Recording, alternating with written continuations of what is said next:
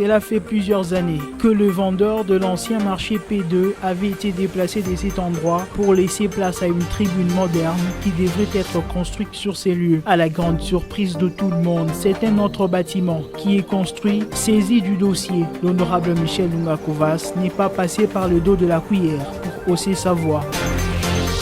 L'opération de recouvrement forcé lancée depuis le 1er décembre 2019 par la DERLU se poursuit sur toute l'étendue de la province du Lualaba. Après une situation inhabituelle vécue le vendredi 6 décembre 2019, les barrières ont été replacées sur terrain où la réalité devient tout autre. Certaines personnes disent qu'il faut nécessairement négocier lorsqu'on manque de documents. Alors, quelle est cette fameuse négociation? Découverte de cette négociation dans ce journal. L'heure est pour nous de vous informer, mesdames, messieurs, bienvenue à cette édition du journal. Plusieurs bâtiments sont en construction sur des espaces publics. Parmi les sites répertoriés figure l'espace P2 qui était réservé à y construire une tribune moderne, mais sur le terrain, c'était notre bâtiment qui donne forme. Cette affaire est bien connue des élus provinciaux qui s'y sont penchés sur celle-ci. Francine Chansa.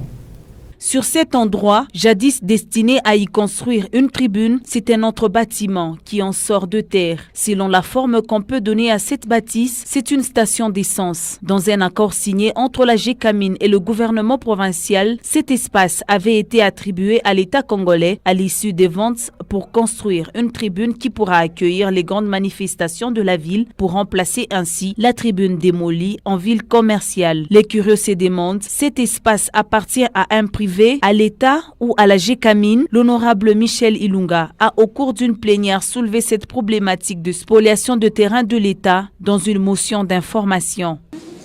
Honorable Président, encore une fois de plus, la province de Lualaba connaît une petite déviation. En date du 4 avril 2019, il y a eu des ventes qui se sont passées entre la GECAMIN et la province de Lualaba. La GECAMIN représentée par ses directeurs, donc ses gestionnaires, et le Lualaba représenté par le gouverneur de la province. Je parle des immeubles. Ces immeubles qui ont été achetés au nom de l'État, qui sont entrés également dans le domaine de l'État, mais aujourd'hui, ces immeubles sont en train d'être, je ne sais pas, réaménagés ou spoliés sans que notre institution ne soit au courant. En violation même de l'article 40 de la loi sur la libre administration des provinces. Il s'agit d'un bâtiment qui est sur Laurent Désiré Kabila, le numéro parcellaire 4647, avec son certificat d'enregistrement dont le volume est de 432 et son folio 122. Honorable Président, il y a un autre immeuble sur Salongo et il y a également un endroit, nous, je ne veux pas dire ici, nous les enfants de Kolwezi, nous députés de l'Assemblée provinciale, nous connaissons cet endroit au nom du marché P2. J'ai fait un tour dans la ville, je me suis rendu compte que malgré les contacts qui nous ont été envoyés de part et d'autre par nos électeurs, nous sommes restés jusque-là très calmes. Voilà pourquoi, honorable Président, je ne veux pas entrer plus en profondeur par rapport à ces trois dossiers, mais je souhaiterais que vous puissiez nous aider à constituer une équipe, une commission d'enquête, pour que nous puissions nous saisir de ce dossier et pouvoir trouver une réponse à la requête ou à la demande de la population de Kolwezi. Plusieurs espaces verts sont de nos jours envahis par des particuliers. À l'État congolais de se prononcer. Dans un arrêt signé par le gouverneur de province, il a été interdit de construire sur les espaces de la GECAMIN jusqu'à nouvel ordre. Lancée depuis le 1er décembre sur toute l'étendue de la province du Lualaba, l'opération des recouvrements forcés se déroule avec beaucoup d'irrégularités. Certains chauffeurs disent qu'il y aurait corruption, tandis que d'autres parlent de négociation. Patient Kabamba a fait ce constat. Permettre à l'État de maximiser les recettes et lui donner les moyens de sa politique. C'est l'objectif de l'opération des recouvrements forcés lancée depuis la semaine dernière par les gouvernements provinciaux via les billets du ministère des Finances. Plusieurs barrières sont érigées sur différents acteurs de la vie des Kolwezi. Pour éviter les cas d'accident, la direction des recettes du Lualaba d'Erlou en sigle a fait recours aux éléments de la police de circulation routière. Malheureusement, ces agents commis à ces services perçoivent la somme de 10 000 francs auprès des conducteurs n'ayant pas en leur possession leurs documents exigés, comme les confirment ces chauffeurs sous anonymat. Nous sommes en train juste de corrompre avec 10 000 francs pour avoir un accès facile sur les barrières de la DRLO. Ce n'est pas seulement ici, même au niveau des tunnels, c'est toujours la même chose. Après les troubles observés la semaine dernière occasionnés par les motocyclistes, les barrières sont bien mises en place sur les grandes artères de la ville des Kolwezi. L'Université du CEPROMAD a organisé ce samedi 7 décembre 2019 la cérémonie d'intégration de nouveaux étudiants. La salle de conférence de cette université a servi de cadre à la cérémonie qui d'ailleurs s'est clôturée à la grande satisfaction de tous les étudiants. Suivez. Les nouveaux et anciens étudiants accompagnés du comité de gestion de l'université du CEPROMAD, se sont tous réunis ce samedi 7 décembre 2019 dans la salle de conférence de ce alma mater avec comme seul objectif souhaiter la bienvenue aux nouveaux étudiants. Dans cette université, la culture de l'intégration est une culture ancrée. Habillés les uns en t-shirt blanc, les autres en chemise blanche, une messe des bienvenus est ainsi organisée, bougie à la main. Les nouveaux étudiants reçoivent symboliquement la lumière car en choisissant l'université du CEPROMAD, ils ont rompu avec l'ignorance. Ils sont désormais dans une société de lumière. Ils recevront des connaissances utiles pour toute leur vie. Heureux de se voir intégrés, ils n'avaient pas besoin des instruments musicaux pour chanter et montrer leur joie. Leurs bouches ont servi d'instruments.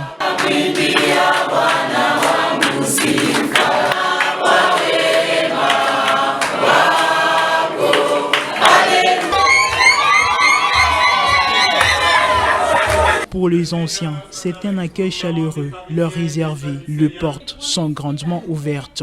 Eh bien, il y a des étudiants qui ont choisi continuer dans cette belle aventure universitaire. C'est ainsi que nous sommes là pour les accueillir tous, les intégrer dans le monde universitaire. C'est un milieu que je vais inviter tout le monde. Rester peut-être à la maison, de travailler comme moi. C'est un endroit, un cadre très bien pour parmi d'autres universités. Devenus étudiants de l'université du CEPROMAD, ils vont désormais oublier la rédaction des demandes d'emploi parce que dans cette université, on enseigne à créer des emplois. Ils ont frappé à la bonne porte. Je suis heureux de recevoir les nouveaux étudiants. Quand ils viennent s'inscrire à l'université du CEPROMAD, ça montre qu'ils ont confiance dans cette université pour pouvoir apprendre ce que la science donne au sein de cette université, celle que nous avons comme science mère qui est le management, qui est le marketing, qui est la science qui apprend comment créer, comment innover, comment rénover, et bref, avoir un esprit d'imagination et d'entrepreneuriat.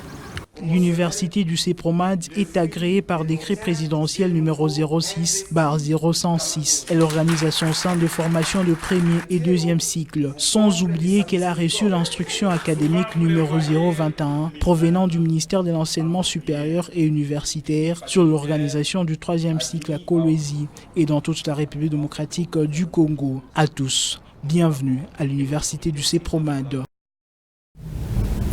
En bref, le gouverneur de province Richard Muyej-Manguez-Mons a signé ce lundi 9 décembre 2019 un arrêté provincial portant levée de la suspension de fonction par mesure préventive de 2 conservateurs de titres immobiliers, Kolwezi 1 et 2, et des 2 chefs de division du cadastre Kolwezi 1 et 2. Vu l'urgence et la nécessité, article 1, et levée de suspension temporaire de fonction des agents ci-après, Mutunda Moula Isha Serge, Moussa Skound Bernard, Ndoua Widikil Fokas Mayani Mwamba Mathieu. Article 2 sont mis dans l'intérêt du service à la disposition du secrétaire général des affaires foncières, les agents ci-dessus. Ndoua Widikil Fokas Moussaskound Bernard. Article 3, le présent arrêté sera notifié aux intéressés et annexé à leur dossier. Article 4, le commissaire général du gouvernement ayant dans ses attributions les affaires foncières ainsi que le secrétaire provincial sont chargés chacun en ce qui les concerne de l'exécution du présent arrêté qui entre en vigueur à la base de sa signature, signée par le gouverneur Richard Mouyes Manguez Mons. Poursuivons ces journaux. Le 9 décembre de chaque année, le monde entier commémore la journée mondiale de victimes du crime de génocide, d'affirmation de leur dignité et de prévention des crimes. Elle a pour objectif de mieux faire connaître la Convention sur les génocides et son rôle de prévention. Ruth Kassongo commente. Institué en 2002 sous l'initiative du ministre de l'Éducation des États membres du Conseil de l'Europe et suivi par les Nations Unies. La journée mondiale en mémoire des génocides et de la prévention des crimes contre l'humanité est célébrée chaque année. L'objectif de cette journée est de mieux faire connaître la Convention sur les génocides et son rôle dans la lutte contre les génocides et la prévention de ces crimes tels que définis dans la Convention. Pour les cas de la génocide des Tutsis au Rwanda qui avait eu lieu du 7 avril 1994 jusqu'au 17 juillet 1994 au Rwanda, ce génocide s'inscrit historiquement dans un projet génocidaire longtemps depuis plusieurs décennies à travers plusieurs phases des massacres des masses et stratégiquement dans les refus du noyau dur de l'État rwandais de réintégrer les exilés Tutsis, objets de la guerre civile rwandaise de 1990 à 1993. Cette guerre opposait les gouvernements rwandais constitués des Hutus au Front patriotique rwandais FPR, accusés par les autorités de vouloir imposer les retours des Tutsis exilés dans leur pays. En 1994, les accords d'Arusha prévoyaient cette réintégration afin de mettre fin à la guerre. Mais l'assassinat du président rwandais le 6 avril 1994 servit de prétexte aux extrémistes Hutus pour mener leur objectif génocidaire contre les Tutsis. L'ONU estime qu'environ 800 000 Rwandais, en majorité Tutsis, ont perdu la vie durant ces 3 mois. Il s'y est dénoté que, en République démocratique du Congo, cet événement a plus de 5,4 millions de morts entre 1998 à 2003, selon les estimations de l'organisation non gouvernementale internationale Rescue, comité IRC. Et en Afrique du Sud, lors de l'apartheid, plusieurs personnes ont succombé suite à des conflits ethnico-tribal. Le 10 décembre de chaque année, le monde célèbre la journée mondiale des droits de l'homme. Les jeunes défendent le droit de l'homme et le thème abordé pour cette année, c'est quoi le droit de l'homme? Que font les ONG pour promouvoir et protéger le droit de l'homme? Comment pouvons-nous savoir si le gouvernement a ratifié un des traités de droits de l'homme? Donna Kambola, activiste de droits de l'homme, répond dans ce propos recueilli par Fiston Salomon. Suivez. Quand on parle des droits de l'homme, on veut désigner un certain nombre de prérogatives reconnues à un individu pour sa dignité. Il s'agit de différentes libertés fondamentales ou différents droits fondamentaux que les instruments juridiques internationaux et nationaux garantissent à un individu en tant qu'être dans la société pour son épanouissement et pour sa dignité. Alors, comment savoir que si un gouvernement respecte les droits de l'homme? Déjà, il faut regarder les degrés de mise en œuvre de certains droits. Ça vous permet de regarder si réellement les droits est exercé effectivement et que les individus sont capables d'en jouir ou d'en exercer.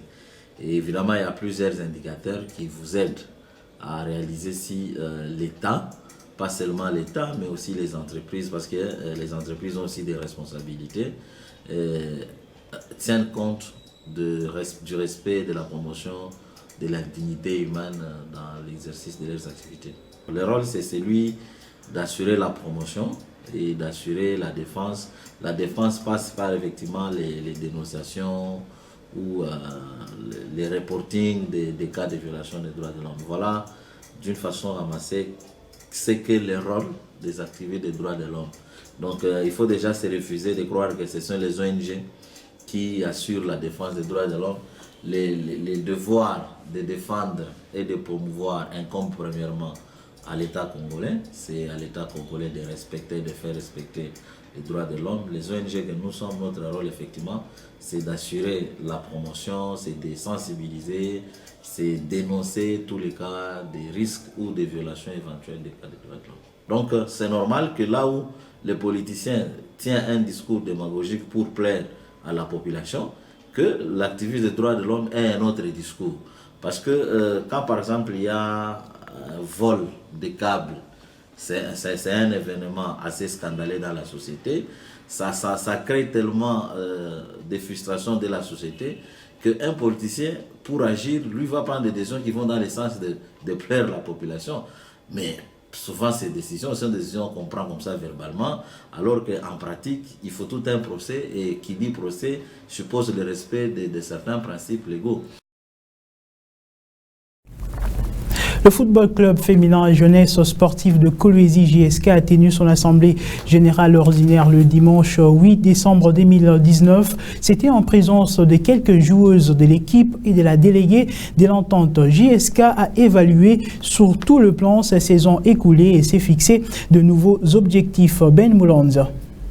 Moral bien bombé, les quorums déjà atteints, les joueuses qui ont compéti bien en place, mais aussi les staffs techniques. La jeunesse sportive des Kolwezi JSK a commencé par évaluer sa saison. Une participation XXL au championnat local en sortant première à l'entente. Cette même performance a été répercutée au championnat provincial. JSK a terminé 3e, ce qui a valu à cette formation féminine de participer au championnat national. Dès là, elle a réussi à remporter tous les trophées à son passage. Révélation de l'année, meilleure équipe, meilleure joueuse. JSK a été éliminée aux portes de la finale, soit en 3e position au niveau national. Toutes ces étapes ont été bien franchies avec un moyen financier bien consistant, comme a révélé les rapports financiers.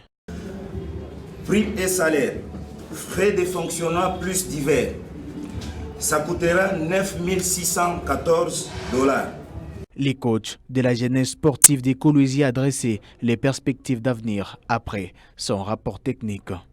Nous souhaitons à notre président d'étudier la possibilité de changer la politique d'encadrement des joueuses pour faire de notre équipe une grande formation du pays. Le patron de l'équipe, Pierrot Moinfoué, était réceptif aux attentes de son équipe. Je ne ferai de mon équipe que ce que mon équipe me demandera. Nous devons avoir une ligne de conduite de manière à pouvoir conduire notre équipe dans la bonne ligne. Nous sommes une équipe qui a été manifestement conclue comme une équipe permanente au niveau national. Nous souhaitons qu'en 2020, que nous allons à la nationale, que nous raflons la Coupe du Congo. Cette équipe s'est fixé de nouveaux objectifs pour la saison sportive 2020, signalant que la commissaire de la Ligue provinciale du football féminin, Nathalie Cage, a marqué de sa présence à cette assemblée générale ordinaire. Fin complète de ce journal. Merci à vous de nous avoir suivis. À très bientôt.